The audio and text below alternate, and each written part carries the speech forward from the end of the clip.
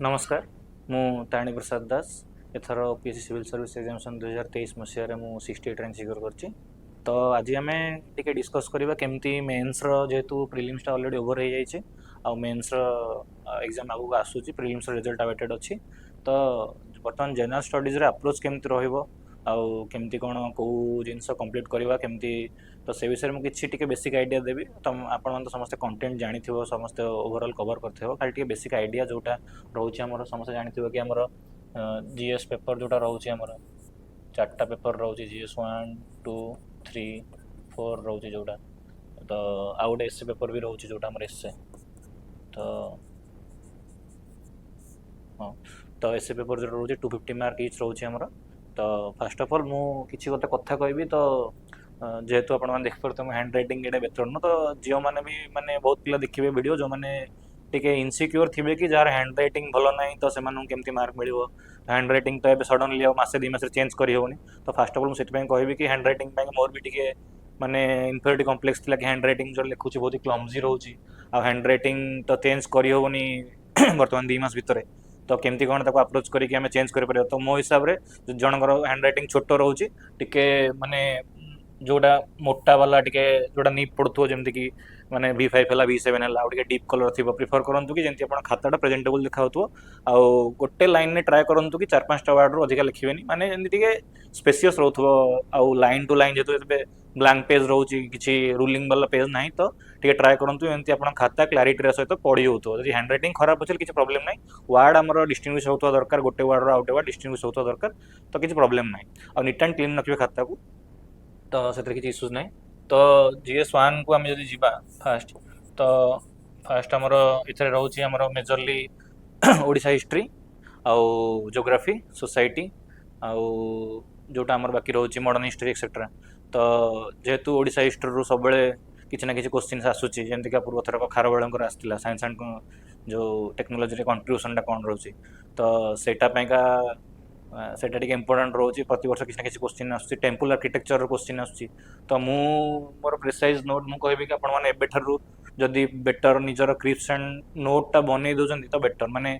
टे preferably GS 1 ने better हम जब आप माने क्वेश्चनटा जो धर पचार कौन भी किंगडम का किंग उपर पचार धर जाओ कि गोटे किंग उपर पचार कि से किंगडम कंट्रीब्यूशन पचार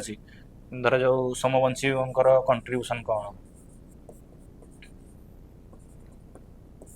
तो हैंड रईटिंग पढ़े तो एडजस्ट करदे। तो समवंशी कंट्रीब्यूशन कौन कि गोटे पर्टिकुलर किंगडम कि गोटे पर्टिकुलर किंग का कंट्रीब्यूशन कि kingdom contribution towards art and architecture पचार कि साइंस एंड टेक पचार कि in the wake of administration से माने केमती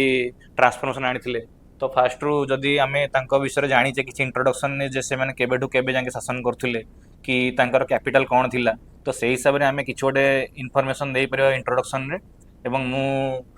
ट्राए कर कि गोटे एमती से किंगडम रे एमती गोटे बॉक्स करी विषय जहाँ जहाँ इनफॉरमेशन अच्छी गोटे आई कैचिंग है भाया गोटे किसी भी माने गोटे फीचर बढ़िया धर जो खारबेल विषय पढ़ी तो खारबेल से पढ़ी तो खारबेल कौन सी जैनजिम प्रीच करते है। तापरे धर सी किंगडम कैपिटल थिला जोटा भी कलिंग नगरी थिला कैपिटल तापरे जहाँ भी फीचर अच्छी तो सहीटा टिके जदि आम स्टार्टिंग रू जानीदेवा तो जे एग्जाम कॉपी चेक कर जानी कि हाँ आम खारबेल विषय किसी नॉलेज आमर अच्छी। तो से फास्ट रू देखिए इम्प्रेस हो कि हाँ माने पिला जानी किसी कि फैक्टर खारबेल गोटे नोबेल किंग थिले से माने प्रजा मान म्यूजिक म्यूजिक एटा सब ऑर्गेनाइज करथिले कि जहाँ भी इरिगेशन एक्सटेंशन करथिले केनाल एक्सटेंशन करथिले। तो एड़ा सब आम एमती करके इंट्रोडक्शन लिखिकी बॉडी रे बॉडी रे ट्राए करेंगे पैराग्राफ न लिखा जिते ट्राए करेंगे line line line point wise लिखिए जिते पॉइंट होची करके लिखिपारे पैराग्राफ एक्सटेंशन करेंगे ना कारण से क्लमजी देखा जाए प्लस पढ़ा भी असुविधा हुए। तो ट्राए करेंगे लाइन रे एमती लिखे पॉइंट देके लिखे टू दी पॉइंट आंसर एमती पॉइंट देके लिखे एवं जोटा कि मुझे माने फास्ट थरक पैराग्राफ लिखी तो मत भल मार्क मिल नाला। तो आप ट्राए करेंगे पॉइंट देकी लाइन कर लिखे एवं जदि किसी माने गोटे जिनस लिखुन धरा जाऊ से केमती माने धरा जाऊ he was a Nobel king कि से माने जिनस कंट्रीब्यूशन थिला तो तले एग्जांपल दे पारिक लिखि परिबे कि तांकर जैनजिम से अलाइन थिले तो जैनजिम से कौन करिसंती तो सेटा भी लिखि परिबे जदि सेमती हे परिबो कौन भी किंग पाइंका हो सोमवंशी କିଙ୍ଗ ହେଲେ ତାଙ୍କର ଯେତିକ ମନ୍ଦିର ଅଛି ରାଜାରାଣୀ ଟେମ୍ପଲ ହେଲା କି ଆମର ଲିଙ୍ଗରାଜ ଟେମ୍ପଲ ହେଲା ତ ସେଇ ସବୁ କଣ୍ଟ୍ରିବ୍ୟୁସନ ଲେଖିପାରିବେ। ଆଉ ଯଦି କିଛି ବି ଟେମ୍ପଲ ଆର୍କିଟେକ୍ଚର ଡାଇଗ୍ରାମ ପଡୁଛି ତ ଟ୍ରାଏ କରିବେ ସେ ଡାଇଗ୍ରାମଟା ଯୋଉ କରିବେ ତାକୁ ଗୋଟେ ବକ୍ସ ଭିତରେ ଏନକ୍ଲୋଜ କରିବାକୁ। ଅଲୱେଜ ଟ୍ରାଏ କରିବେ ଯାହା ବି ଡାଇଗ୍ରାମ କରୁଛନ୍ତି ନା ଗୋଟେ ବକ୍ସରେ ଏନକ୍ଲୋଜ କରିବେ, ପାରିବେ ଯଦି ଡାଇଗ୍ରାମ ତଳେ ଲେଖିଦେବେ ଏଇଟା କୋଉ ଡାଇଗ୍ରାମ ଡିପିକ୍ଟ କରୁଛି। ମାନେ ବହୁତ ପିଲା ଅଛନ୍ତି ଡାଇଗ୍ରାମଟା କରିଦେଇଥାନ୍ତି, ମାନେ ଯାହା ବି ଗୋଟେ ଟେମ୍ପଲ ଆର୍କିଟେକ୍ଚର ଡାଇଗ୍ରାମ ହେଲା କି ଯାହା ବି ଡାଇଗ୍ରାମ ହେଲା, ଇଭିନ ତମ ଜିଏସ ରେ ଜୋଗ୍ରାଫିର ବି ଧରାଯାଉ ଗୋଟେ ଡାଇଗ୍ରାମ ପଡୁଛି ଇଣ୍ଡିଆର ମ୍ୟାପ କରିବାକୁ କି ଓଡ଼ିଶାର ମ୍ୟାପ କରିବାକୁ, ତ ଟ୍ରାଏ କରିବେ ତାକୁ ଟିକେ ଏନକ୍ଲୋଜ କରିବା ପାଇଁକା, ମାନେ ଡାଇଗ୍ରାମର ମ୍ୟାପଟାକୁ କି ଯାହାଟା ବି କି ଫିଜିଓଗ୍ରାଫି ଡିଭିଜନ ଅଫ ଓଡ଼ିଶା ପଡୁଛି ଟିକେ ଓଡ଼ିଶାର ମ୍ୟାପ କରିଦେବେ, ଯାହାବି ଓଡ଼ିଶାର ମ୍ୟାପ କରିଦେଇକି ତାକୁ ଏନକ୍ଲୋଜ କରିଦେବେ ଗୋଟେ ବକ୍ସରେ। ତ ଏନକ୍ଲୋଜ କରିଦେବେ ଯେହେତୁ ତ ଜଣା ପଡିବ କି ସେଟା ଗୋଟେ ମାନେ ଅଲଗା ଟାଇପର ଦେଖାଯିବ। ଗୋଟେ ସାଇଡରେ ଟିକେ ଟ୍ରାଏ କରିବେନି ସାଇଡରେ କରିବାକୁ, ମାନେ ବହୁତ ପେଜ ମିଳେ ଆପଣଙ୍କର ଯେହେତୁ 20 ମାର୍କସ ରହୁଛି ତ 20 ମାର୍କସ ପାଇଁ 4 ପେଜ ମିଳୁଛି ଆଉ 15 ମାର୍କସ ପାଇଁ 3 ପେଜ ମିଳୁଛି, ତ ଏନଫ୍ ଜାଗା ରହିବ। ତ ଟ୍ରାଏ କରିବେ ଟିକେ ଭଲସେ ଡାଇଗ୍ରାମ କରିବାକୁ। ଆଉ ସୋସାଇଟିଟା ଟିକେ ଇମ୍ପୋର୍ଟାଣ୍ଟ, ସବୁ ବର୍ଷ କ୍ୱେଶ୍ଚିନ୍ ସୋସାଇଟିରୁ ଆସେ ଜିଏସ୍ ୱାନ୍, ବାକି ଜୋଗ୍ରାଫି ତ ଫିଜିକାଲ ଇଣ୍ଡିଆନ୍ ଏଇଟା ସବୁ ଆସେ। ଆଚ୍ଛା ଓଡ଼ିଶା ଜୋଗ୍ରାଫି ବି ଇମ୍ପୋର୍ଟାଣ୍ଟ, ତାର ମିନେରାଲ୍ସ ଯୋଉଟା ରହିଛି ଏବଂ ଫିଜିଓଗ୍ରାଫି ଡିଭିଜନ କ୍ୱେଶ୍ଚିନ୍ ଆସିବାର ଚାନ୍ସେସ୍ ଅଛି। ମିନେରାଲ ଷ୍ଟାଟସ୍ କ'ଣ ଏବଂ ଫରେଷ୍ଟ୍ରିରୁ କ୍ୱେଶ୍ଚିନ୍ ଆସିପାରେ, ସଏଲରୁ ବି କ୍ୱେଶ୍ଚିନ୍ ଆସିପାରେ ଯେ ସଏଲ କ'ଣ କ'ଣ ଅଛି କି କୋଉ କୋଉ ଟାଇପର ଫରେଷ୍ଟ ଅଛି, ଏଇଟା ଗୋଟେ ପ୍ରୋବାବଲ କ୍ୱେଶ୍ଚିନ୍ ଅଛି ଯୋଉଟାକି ଆସିପାରେ ଏକ୍ଜାମରେ। ଆଉ ଜୋଗ୍ରାଫିର ତ ଯାହା ବି ଲ୍ୟାଣ୍ଡ ଫର୍ମ ଉପରେ କ୍ୱେଶ୍ଚିନ୍ ଆସିପାରେ। ଏବଂ ଆପଣଙ୍କର ସୋସାଇଟି ଯୋଉଟା ସୋସାଇଟିରୁ ଟ୍ରାଏ କରିବେ ଟିକେ ମାନେ ଯୋଉ କ୍ୱେଶ୍ଚିନ୍ ଡେଫିନେସନ ପଚାରୁଛି ଟିକେ ଆକୁରେଟଲି, ମାନେ ଏମିତି ମନରୁ ଭାବିକି ନ ଲେଖିକି ଟିକେ ଟ୍ରାଏ କରିବେ ଯୋଉଟା ଆକୁରେଟ ଡେଫିନେସନ ଅଛି କୋଉଠୁ ଗୋଟେ ମାନେ ଅଥେଣ୍ଟିକେଟେଡ ସୋର୍ସରୁ ସେଇ ଆନ୍ସର ଗୋଟେ ଲେଖିବେ। କାରଣ ଯୋଉମାନେ ଖାତା ଦେଖିବେ ସେମାନେ ହୁଏତ ଅଥେଣ୍ଟିକେଟେଡ ଜିନିଷ ଖୋଜି ପାରନ୍ତି, ମାନେ କିଛି ବି ଡେଫିନେସନ ଅଫ ମ୍ୟାରେଜ, ତ କୋଉଠୁ ଗୋଟେ ଏମିତି ମନରୁ ଆନ୍ସର ନ ଲେଖିକି ଟ୍ରାଏ କରିବେ କୋଉଠୁ ଗୋଟେ ଅଥେଣ୍ଟିକେଟେଡ ସୋର୍ସ କି features of marriage of Indian society କି features of casteism in Indian society କରିକି ସେଇଟା ଟିକେ ଟ୍ରାଏ କରିବେ ଆକୁରେଟ ଡେଫିନେସନ ଯୋଉଠି ମିଳୁଥିବ ସେଇଠୁ ଟ୍ରାଏ କରିବେ ଦେଖିବା ପାଇଁକା। ଜିଏସ୍ ୱାନ୍ ଯେମିତି ଆଉ ପ୍ରିଭିୟସ୍ ଇୟର କ୍ୱେଶ୍ଚିନ୍ ପଡ଼ିଥିଲା ଗୁପ୍ତ ଏମ୍ପାୟାର ଉପରେ, ଗୁପ୍ତ ଏମ୍ପାୟାରର contribution towards science and tech ଏମିତି ଗୋଟେ କ୍ୱେଶ୍ଚିନ୍ ପଡ଼ିଥିଲା। ତ ଟ୍ରାଏ କରିବେ ଟିକେ ଆର୍ଟ ଆଣ୍ଡ କଲଚର ବି ଦେଖିଦେବାକୁ। ଆଉ ଯେତେ ଡ୍ୟାନ୍ସ ଫର୍ମସ୍ ଆମର ମାନେ ଓଡ଼ିଶାର ଡ୍ୟାନ୍ସ ଫର୍ମ ଯେତେ ରହୁଛି, ଫୋକ୍ ଡ୍ୟାନ୍ସର ଫର୍ମ ରହୁଛି କି ଧରାଯାଉ ଓଡ଼ିଶୀ ବି ଗୋଟେ ଇମ୍ପୋର୍ଟାଣ୍ଟ, ମାନେ ଓଡ଼ିଶୀରୁ ବି କ୍ୱେଶ୍ଚିନ୍ ଆସିପାରେ, ପ୍ରୋବାବିଲିଟି ଅଛି କି ଓଡ଼ିଶୀର କ୍ୱେଶ୍ଚିନ୍ ଆସିବ। ଓଡ଼ିଶୀ ଡ୍ୟାନ୍ସ ଫର୍ମସ୍ ହେଲା କି ଆମର ଯୋଉଟା ଓଡ଼ିଶୀ ହେଲା କି ଫୋକ୍ ଡ୍ୟାନ୍ସ ହେଲା, ଟ୍ରାଏ କରିବେ ଟିକେ କଭର କରିବାକୁ କାରଣ କ୍ୱେଶ୍ଚିନ୍ ପ୍ରୋବାବିଲିଟି ଅଛି କି ଆସିପାରେ। ଆଉ ଆମର ଇମ୍ପୋର୍ଟାଣ୍ଟ ରହିବ ଓଡ଼ିଶା ହିଷ୍ଟ୍ରିରେ ପଞ୍ଚସଖା ଯୁଗ।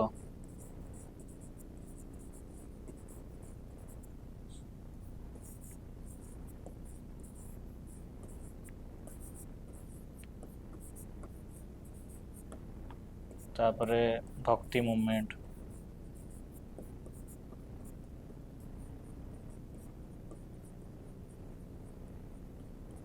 ଏସବୁ ଯୋଉ ଛୋଟ ଛୋଟ ଟପିକ୍ ରହୁଛି ତାର ଯଦି ଆପଣ ଗୋଟେ କ୍ରିସ୍ପ ନୋଟ୍ ବନେଇଦେବେ ତ ଆପଣଙ୍କୁ ଲାଷ୍ଟ ଟାଇମରେ ରିଭିଜନ କରିବାକୁ ସୁବିଧା ହେବ। କି ଭକ୍ତି ମୁଭମେଣ୍ଟ ହେଲା କି ପଞ୍ଚସଖା ଯୁଗରେ ଯାହା ସବୁ ଲିଟରାରୀ କଣ୍ଟ୍ରିବ୍ୟୁସନ ତାଙ୍କର ଅଛି, ବହୁତ ସାରା ବୁକ୍ସ ଥିବ, ଆପଣ ସେଇଟା ଗୋଟେ ଭ୍ୟାଲ୍ୟୁ ଆଡିସନ ହିସାବରେ ଆଡ୍ କରିପାରିବେ ଯୋଉଟାକି ଆପଣ ଗୋଟେ ଅପର ଏଜ୍ ରହିବ କି ସେମାନେ କୋଉ କୋଉ ବୁକ୍ ଲେଖିଛନ୍ତି ତଳେ ଗୋଟେ ଏକ୍ଜାମ୍ପଲ ଦେଇଦେବେ, ତାକୁ ଗୋଟେ ବକ୍ସ କରିଦେବେ ଏଇ ବୁକ୍ ଏମାନେ ଲେଖିଛନ୍ତି ଏଇ ଟାଇମର, ମାନେ ମାନେ ଦି ଜଣ ପଞ୍ଚସଖା ଅଛନ୍ତି ଦୁଇଟା ଜେନେରେସନ, ତ ନୂଆ ପଞ୍ଚସଖା ପୁରୁଣା ପଞ୍ଚସଖା ଯିଏ ବି ଅଛନ୍ତି ତାଙ୍କର ଯଦି ଆପଣ ବୁକ୍ ଗୁଡ଼ା ଜାଣିଥିବେ ତାକୁ ଗୋଟେ ବକ୍ସ କରି ଲେଖିଦେବେ, ଏଇଟା ବେଶୀ ଟିକେ ଆଟ୍ରାକ୍ଟିଭ ହବ। ଆଚ୍ଛା ପୋଷ୍ଟ ଇଣ୍ଡିପେଣ୍ଡେନ୍ସ ଏଇଟା ସବୁ ରହିଲା। ମଡର୍ଣ୍ଣ ଇଣ୍ଡିଆ ତ ସମସ୍ତେ ପଢିଥିବେ, ମଡର୍ଣ୍ଣ ଇଣ୍ଡିଆରୁ କ୍ୱେଶ୍ଚିନ୍ ମାନେ ଆସିବାର ପ୍ରୋବାବିଲିଟି ବି ଅଛି, ଯେମିତିକି 1857 ମୁଭମେଣ୍ଟ ହେଲା କି ନନ୍ କୋଅପରେସନ୍ ଏଇଟା ସବୁ ହେଲା। ଆଉ ପୋଷ୍ଟ ଇଣ୍ଡିପେଣ୍ଡେନ୍ସ କନସଲଟେସନ ତ ଆସିନି। କଳିଙ୍ଗ ୱାର କ୍ୱେଶ୍ଚିନ୍ ବି ଇମ୍ପୋର୍ଟାଣ୍ଟ, କଳିଙ୍ଗ ୱାରର କଜେସ୍ କନସିକ୍ୱେନ୍ସେସ୍ ସିଗ୍ନିଫିକାନ୍ସ ଯାହା ବି, ତାପରେ କଳିଙ୍ଗ ୱାର ହେଇସାରିଲା ପରେ କେମିତି ଆମ ଓଡ଼ିଶାର ଆଡମିନିଷ୍ଟ୍ରେସନ ଚେଞ୍ଜ ହେଲା ଆଫ୍ଟର, ମାନେ ଯେତେବେଳେ ଅଶୋକ ଆସିଲେ ତ ତାପରେ ଆଡମିନିଷ୍ଟ୍ରେଟିଭ ଚେଞ୍ଜ କେମିତି ଆମ ଓଡ଼ିଶାରେ ହେଲା ସେଇଟା ଗୋଟେ କ୍ୱେଶ୍ଚିନ୍ ପୋଟେନ୍ସିଆଲ କ୍ୱେଶ୍ଚିନ୍ ହେଇପାରେ, ମାନେ ଯୋଉଟା କି ଟିକେ ଆପଣ ଜାଣିଥିବେ ଯଦି କି ଧରାଯାଉ କଳିଙ୍ଗ ୱାର ଉପରେ କ୍ୱେଶ୍ଚିନ୍ ବି ପଡ଼ିଛି, ଆପଣ ତାର ଲାଷ୍ଟକୁ ଲେଖିପାରିବେ ଗୋଟେ କି କଳିଙ୍ଗ ୱାର ହେଇସାରିଲା ପରେ କ'ଣ କ'ଣ କ'ଣ କ'ଣ ଚେଞ୍ଜ ହେଲା ଯୋଉଟା କି ଆମର ମାନେ ଆଗରୁ ନଥିଲା ଯୋଉଟା କି ହେଲା। ତାପରେ ହିଷ୍ଟ୍ରି ପରେ ଜୋଗ୍ରାଫିରେ ରହିଲା ଆପଣଙ୍କର ଯୋଉଟା physical geography, Indian geography, Odisha geography ରହିଲା ଯୋଉଟା ଇମ୍ପୋର୍ଟାଣ୍ଟ ଗୋଟେ ଦେଖିଦେବେ। ସୋସାଇଟି ସରିଲା। ଏବେ ଆମେ GS2 ଦେଖିବା ଯଦି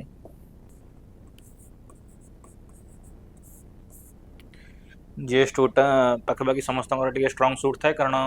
समस्त भावती कि पॉलिटीटा जेहेतु इजी तो सेटा स्ट्रॉन्ग सूट थाए किंतु जीएस2 रे आपनकर टिके माने जीएस1 रे कोन आपनको क्वेश्चन टा देखिले एटे लागिबो कि हां प्रेडिक्टेबिलिटी अछि क्वेश्चन ने क्वेश्चन टा हम कोठी पढिछि तो जीएस1 टा तो जीएस2 रे टिके अनप्रेडिक्टेबल क्वेश्चन थाए फास्ट क्वेश्चन पढिथिबो धरा जो गोटे केस रो जेंति आप उथरा गोटे क्वेश्चन पढितला गोटे केस रो रेफरेंस देखला तो बहुत सारा पिला कंफ्यूज हो गेले कि एटा को केस को रेफरेंस देकी से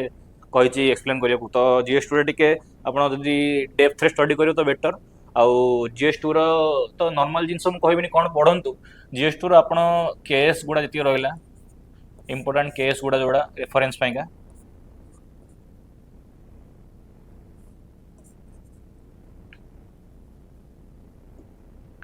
रेफरेंस दे परिवे केस रो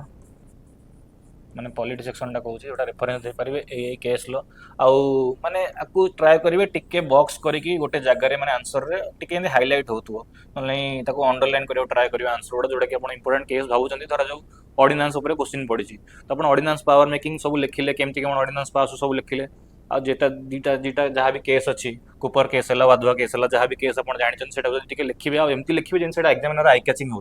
मतलब जापर कि हाँ केस किसी जानते आप तो सेमती गवर्नर पर किसी इश्यू पड़े गवर्नर पर इश्यू पड़ू गवर्नर पर आप जहाँ भी केस जानते कि कौन सी कमिटी जमती कि पुंची है कि एआरसी रिकमेंडेशन कौन अच्छी कि जहाँ भी आप जानते हैं गोटे ट्राए करेंगे बॉक्स करके एनक्लोज कर लिखा जिन आई कैचिंग हम आउ जोटा ओडिशा रे रहिला एक्ट गुडा बेयर एक्ट गुडा सेट देखि देथिबे एंती लोकायुक्त कि ओआरटीपीसी एक्ट जोटा जो हमर right to public service act रहिला कि हमर पंचायत रे सिस्टम रहिला तार features of panchayat system of Odisha एटा केबे माने डायरेक्ट क्वेश्चन गुडा आपण भल से लिखि परिबे गुडा तापर एबे गवर्नेंस रहिला गवर्नेंस टा रु आपण गवर्नेंस रो सबटर इंपोर्टेंट टिके होची आपण टिके माने ट्राई करिवे कि जोटा लेटेस्ट माने सबु हमर इंप्लीमेंट हेइची को स्टेट रे मॉडल केस स्टडी हैला जोटा सक्सेसफुल इंप्लीमेंट हो धर ई गवर्नेंस क्वेश्चन पड़ुची तो समस्त general features of e governance examples लिखिबे कौन कौन ई गवर्नेंस रो एप्लीकेशन गुडा जोटा गवर्नमेंट रो हमर माने चली तो आपण तो आंसर भितर गोटे एंती गोटे केस स्टडी रे जोटा ऑलरेडी माने सक्सेसफुल हो जाइए ये स्टेट रे तो सेटा यदि करके लिखिपारे तो बेटर सेटा गोटे हम जे ए स्टेट रे ए तेलंगाना रे एग्जांपल देछि ए स्टेट रे एमती क्राइम माने ऑनलाइन रे डिजिटाइज हेकि एमती हेछि कि जीरो एफआईआर है कि जहाँ भी सेमती लिखिपारे जब बेटर सेटा गोटे आपन को हेल्प करियो मार्क फेस करियो ना आ गोटे इंपोर्टेंट रोचे एटा इग्नोर करिवेनी Odisha and its neighbourhood relation तो जेतेटा नाइबरहुड 4-5टा हमर जेते अछंती तांकर माने जहाँ भी ऑनगोइंग डिस्प्यूट चलची एवं डिस्प्यूट परे तांकर माने वर्तमान धरा जाऊ लेटेस्ट अपडेट कौन रही तो करंट अफेयर सेंटर से क्वेश्चन टा पढ़ी पारे तो सेटा टिके इग्नोर न करे चेष्टा करिवे दे कजेस कौन सॉल्यूशन कौन आ तार वे फॉरवर्ड कौन हो पारियो माने से डिस्प्यूट टा को रिजॉल्व करियो कौन करि परिबा तो एबे सोशल जस्टिस जीवा सोशल जस्टिस एटा टिके इम्पोर्टेंट अच्छी जोटा कि आपण को कंटेंट सहित टिके आपण को डाटा एंड आपण जो सब कमिटी अच्छी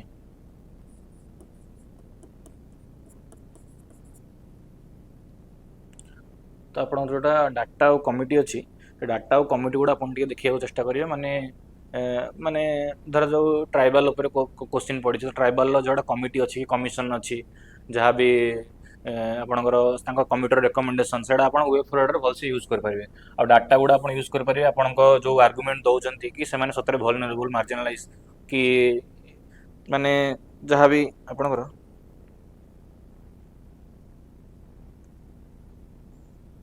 जो स्कीम कहते तो स्कीम सतरे इम्प्लीमेंट है केते आपणकर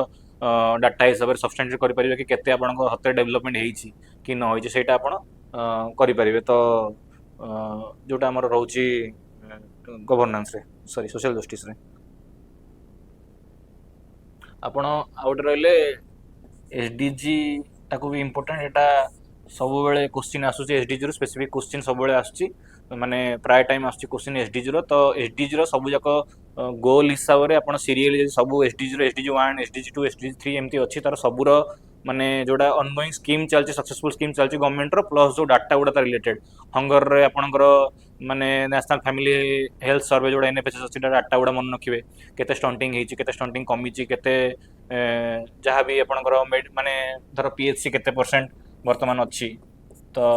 प्राइमरी हेल्थ केयर सर्विस केते अछि कि पीएचसी केते खोलिची केते खोलिया दरकार हमर बजेटरी एलोकेशन गोटे स्कीम पे केते अछि एजुकेशन में बजेटरी एलोकेशन अछि केते ଆଉ ମଡ଼ର୍ନ କଣ୍ଟ୍ରିରେ ବଜେଟରୀ ଆଲୋକେସନ୍ କେତେ ହେଉଛି ଆଉ ସେଥି ଭିତରେ କେତେ ଗ୍ୟାପ୍ ଅଛି। ତ ଆମେ ତାକୁ ଗୋଟେ ଗ୍ୟାପ୍ କରି ଦେଖେଇ ପାରିବା ଗ୍ରାଫିକାଲ ରିପ୍ରେଜେଣ୍ଟେସନ୍ କରିକି। କି ଧରାଯାଉ ଆପଣ ଦେଖୁଛନ୍ତି ଗଭର୍ଣ୍ଣମେଣ୍ଟ ଗୋଟେ ଜିନିଷଟେ କରିଛି, ତ ଏଟାକୁ ଗୋଟେ ସାଇଡ୍ରେ ଗୋଟେ ଏମିତି ବକ୍ସ କରିଦେବେ, ବକ୍ସ କରି ଗୋଟେ ଗ୍ରାଫଟେ ଦେଖେଇବେ କି ଏତିକି ଥିଲା ଆମର ବଜେଟରୀ ଆଲୋକେସନ୍, ଏତିକି ବଜେଟରୀ ଆଲୋକେସନ୍ ହେଇଯାଇଛି। ତ ଗ୍ୟାପ୍ଟା କରି ଦେଖେଇ ପାରିବେ କି ଆପଣ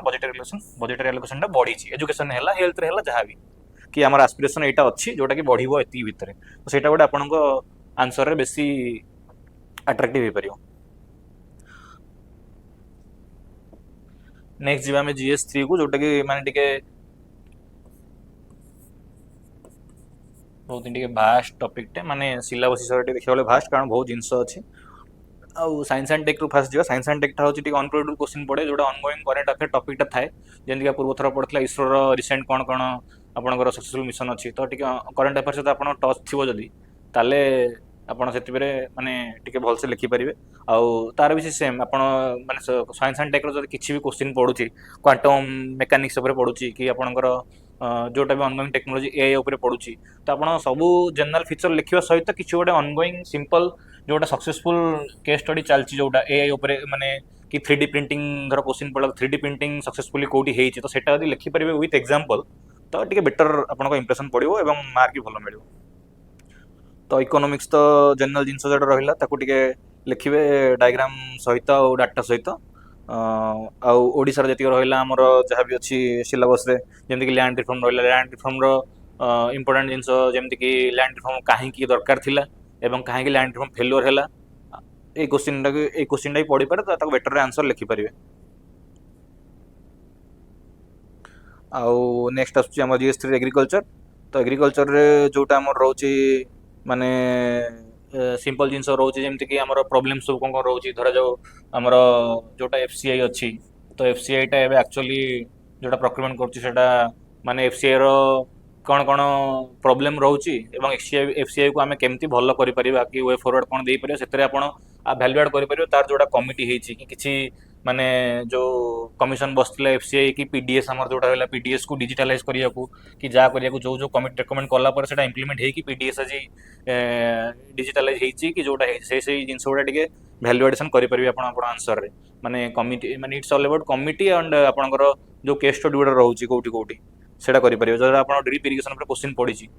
ଇରିଗେସନ ଅଛି, ଇରିଗେସନ ଉପରେ କ୍ୱେଶ୍ଚିନ୍ ପଡ଼ିଛି କି କ୍ରପିଂ ପ୍ୟାଟର୍ନ ଉପରେ କ୍ୱେଶ୍ଚିନ୍ ପଡ଼ିଛି, ଆପଣ ଜେନେରାଲ ଆନ୍ସର ଲେଖିବେ କ୍ରପିଂ ପ୍ୟାଟର୍ନ କ'ଣ କ'ଣ ଅଛି, ତା ମଝିରେ ଗୋଟେ ଆନ୍ସର ଲେଖିପାରିବେ ଏମିତି ଗୋଟେ କ୍ରପିଂ ପ୍ୟାଟର୍ନ ହେଉଛି ଯୋଉଠିକି ଏମିତି ହେଇଛି କି ଅର୍ଗାନିକ ଫାର୍ମିଂର କ୍ୱେଶ୍ଚିନ୍ ପଡ଼ିଛି, ହେଲେ ଅର୍ଗାନିକ ଫାର୍ମିଂ ସକ୍ସେସଫୁଲି କୋଉଠି ଆପଣଙ୍କର ହେଇଛି, ତ ସେଇଟା ଗୋଟେ ଆପଣ ଆନ୍ସରରେ ଭ୍ୟାଲୁ ଆଡିସନ କରିପାରିବ, ମାନେ ରିଅଲ ଲାଇଫ୍ ଏକ୍ସାମ୍ପଲ ଦେବେ ଯୋଉଟା ଆକ୍ଚୁଆଲି ଇମ୍ପ୍ଲିମେଣ୍ଟ ହେଇଯାଇଛି। ଆଉ ଡାଟା ଏ ସବୁ ଟ୍ରାଏ କରିବେ ଟିକେ ବ୍ଲଫ୍ ନ କରିବାକୁ। ଯେତିକି ଡାଟା ମାନେ ଧର ଗୋଟେ ଡାଟା ଆପଣଙ୍କ ମନେ ପଡୁଛି 15% ଅଛି, ଆପଣ ତାକୁ ଟ୍ରାଏ କରିବେନି 35% ଲେଖିଦେବାକୁ। ମାନେ ଟିକେ ସେ ପାଖାପାଖି ରଖିବାକୁ ଚେଷ୍ଟା କରିବେ, ଯେମିତି ବେଶୀ ବ୍ଲଫ୍ କରିବେନି, ଯେମିତିକି ସେ ଏକ୍ସାମିନର ଜାଣିଦେବ କି ଆପଣ ବ୍ଲଫ୍ କରୁଛନ୍ତି ବୋଲିକା ଡାଟା ଫ୍ୟାକ୍ଟରେ। ତାପରେ ଏନଭାୟରନମେଣ୍ଟ ଆସୁଛି। ଏନଭାୟରନମେଣ୍ଟର ଯାହା ଆପଣଙ୍କର ମାନେ ବହୁତ ସାରା କମିଟି ରହୁଛି, ଆଉ ଏନଭାୟରନମେଣ୍ଟାଲ ଇମ୍ପାକ୍ଟ ଆସେସମେଣ୍ଟ ବି ଗୋଟେ long question, potential long question ଗୋଟେ ଯେ ହେଇପାରିବ। ଡିଜାଷ୍ଟର ବି ଆପଣଙ୍କର ଯେମିତି ରହିଲା, ଡିଜାଷ୍ଟର ରେଜିଲିଏଣ୍ଟ ଇନଫ୍ରାଷ୍ଟ୍ରକ୍ଚର ରହୁଛି, କି ଯୋଉ ଆପଣଙ୍କର ଥିଲା ସମିଟ୍ ହେଇଥିଲା, ଯୋଉ ଡିଜାଷ୍ଟର ରିଲେଟେଡ୍ ସମିଟ୍ ହେଇଥିଲା, ସେଥିରେ କ'ଣ କ'ଣ ରେକମେଣ୍ଡେସନ୍ ଥିଲା, କି ଓଡ଼ିଶା ଡିଜାଷ୍ଟର ମ୍ୟାନେଜମେଣ୍ଟ ରିଲେଟେଡ୍ ଯାହା ଯାହା ହେଇଛି ସେଇଟା ଟିକେ ଦେଖିବେ, ତ ସେଇଟା ଗୋଟେ କ୍ୱେଶ୍ଚିନ୍ ହେଇପାରିବ। ସିକ୍ୟୁରିଟିରେ ବି ସେମିତି, ସିକ୍ୟୁରିଟିରେ ଆପଣଙ୍କର ବର୍ଡର ଫେନ୍ସିଂ ସିଏ ଯାହା ବି ଆପଣଙ୍କର ହେଇଛି, ବର୍ଡର ରିଲେଟେଡ୍ ଇନଫ୍ରାଷ୍ଟ୍ରକ୍ଚର ଡେଭଲପମେଣ୍ଟ ଯୋଉଟା ହେଇଛି ଆପଣଙ୍କର, କି ଏ ତ କ୍ୱେଶ୍ଚିନ୍ କେବେ ଆସିନି, ଆର୍ମ ଫୋର୍ସ ଆଣ୍ଡ ମ୍ୟାଣ୍ଡେଟ୍ ଆସିନି କ୍ୱେଶ୍ଚିନ୍, କେବେ ଆସିଗଲେ ବି ଆପଣ ସେଇଟା ଟିକେ ନ ଛାଡ଼ି ଯିବାକୁ ଚେଷ୍ଟା କରିବେ, କାରଣ ସବୁ ଆର୍ମ ଫୋର୍ସ ଯେତେ ଅଛନ୍ତି ଆମ ସେଣ୍ଟ୍ରାଲ ଆର୍ମ ପୋଲିସ ଫୋର୍ସ ସମସ୍ତଙ୍କର ମ୍ୟାଣ୍ଡେଟ୍ ଟିକେ ଆଉ ତାଙ୍କର କେବେ ଅର୍ଗାନାଇଜେସନ ହେଇଥିଲା, ଏଟା ଲାଷ୍ଟ ଟାଇମ୍ ଯଦି ଟଚ୍ କରିଯିବ କାଳେ କ୍ୱେଶ୍ଚିନ୍ ପଡ଼ିଯିବ, ତ ସେଥିପାଇଁ ପ୍ରିପେୟାର ହେଇଥିବା ବେଟର। ସାଇବର ସିକ୍ୟୁରିଟିର ଲେୟାର, ସାଇବର ସିକ୍ୟୁରିଟି ସବୁବେଳେ କ୍ୱେଶ୍ଚିନ୍ ଆସୁଛି, ସାଇବର ସିକ୍ୟୁରିଟିର ଲେୟାର ଗୋଟେ ଲଙ୍ଗ କ୍ୱେଶ୍ଚିନ୍ ପ୍ରିଭିୟସ୍ ଇୟର ଥର ପଡ଼ିଥିଲା, ତ ସେଟା ବି ଦେଖିଦେଇଯିବା ବେଟର। ମନି ଲଣ୍ଡରିଂ ଗୋଟେ କ୍ୱେଶ୍ଚିନ୍, ମନି ଲଣ୍ଡରିଂ ଆଉ ଯୋଉ ଆକ୍ଟ ଗୋଟେ ରହିଲା ଆମର prevention of money laundering act ରହିଲା, ତ ସେଇ ଆକ୍ଟର ମାନେ ପ୍ରୋଭିଜନ ଗୁଡ଼ା କ'ଣ କ'ଣ ଅଛି, ମାନେ କେମିତି ମାନେ ଆଉ ମନି ଲଣ୍ଡରିଂର ମେକାନିଜିମ୍ କେମିତି କେମିତି ହେଉଛି ଯୋଉଟା, ସେଇଟା ବି ଦେଖିଦେଇଯିବେ ଟିକେ। ମାନେ କୋଉ କୋଉ ୱେରେ ମେକାନିଜିମ୍ ମନି ଲଣ୍ଡରିଂ ହେଉଛି, ପ୍ଲେସମେଣ୍ଟ କେମିତି ହେଉଛି, ଇଣ୍ଟିଗ୍ରେସନ କେମିତି ହେଉଛି, ଲେୟାରିଂ କେମିତି ହେଉଛି, ସେଇଟା ବି ଦେଖିଦେଇଯିବେ।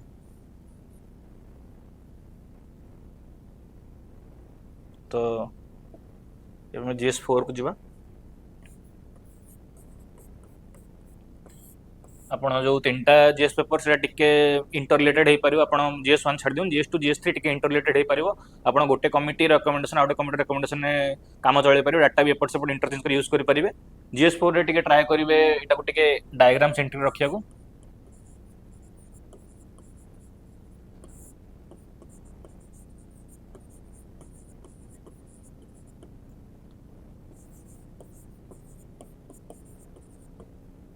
ଗୋଟେ ଡାଇଗ୍ରାମ ରଖିବାକୁ, ଡାଇଗ୍ରାମ ଯେମିତି ବହୁତ ପ୍ରକାର ଡାଇଗ୍ରାମ ହବ ଆପଣଙ୍କର,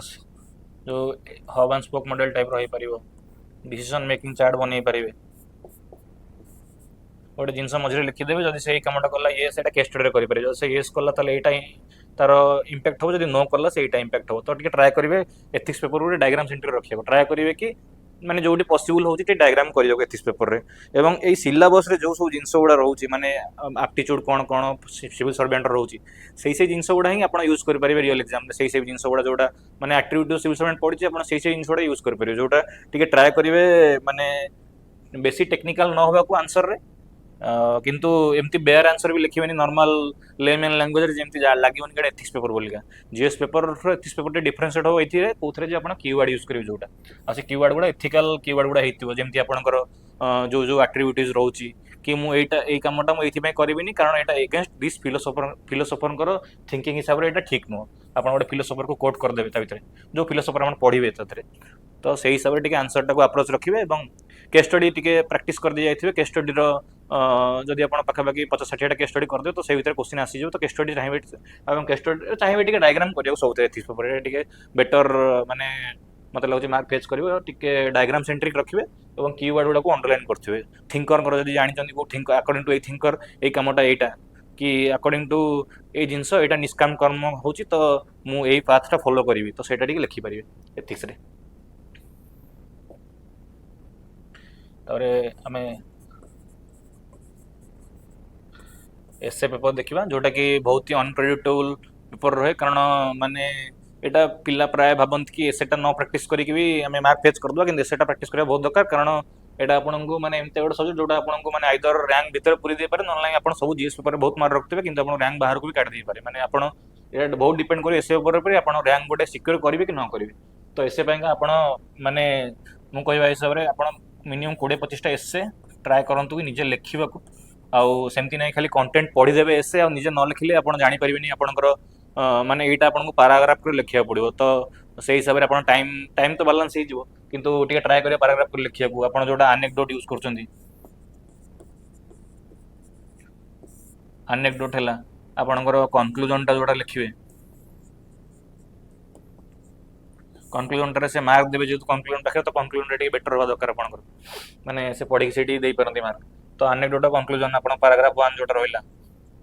जब आप डिस्क्राइब करेंगे एसे मुझे कौन डिस्क्राइब करना चाहूँगी तार बॉडी मेकिंग करेंगे एसेर। तो ट्राए करेंगे एसेटा जो ब्रेनस्टॉर्मिंग करिया माने बसी गोटे एसे टॉपिक भाविबे 15 मिनट मुझे केमती स्ट्रक्चर करी एसेर केमती को पेज कौन लिखी कौ अप्रोच लिखी एसडीजी अप्रोच लिखी कि जीएस अप्रोच लिखी माने एसे पेपर तो आप जानते हैं फास्ट गोटे टॉपिक मिलले आप लिखिए कौन कंटेंट जानते से विषय टॉपिक विषय कौन जानते तो कौन जानते लिखि सारापर आप को अप्रोच आप सुइटेबिलिटी हम माने एसेटा नॉर्मल एथिकल एसे पड़ी कि स्टैटिक एसे पड़ी जोटा कि आम एनवायरनमेंट है कि जोटा भी है तो कौ अप्रोच लिखिए एसडीजी अप्रोच लिखिपारे कि जीएस1 अप्रोच जीएस2 जीएस3 जीएस4 सब सिलेबस वाइज आप पॉइंट लिखि लिखि जी माने ये एसेटा पढ़ी तो जीएस1 हिसाब से कौन पॉइंट मोपार अच्छी जीएस2 पेपर हिसाब से कौन पॉइंट अच्छी जीएस3 पेपर हिसाब से कौन पॉइंट अच्छी तो जीएस4 हिसाब से कौन पॉइंट अच्छी तो से हिसाब से पॉइंट लिखी तो जो अप्रोच लिखिए आप चाहिए टी एसे जमी बेसी डायमेंशन सब कौन कर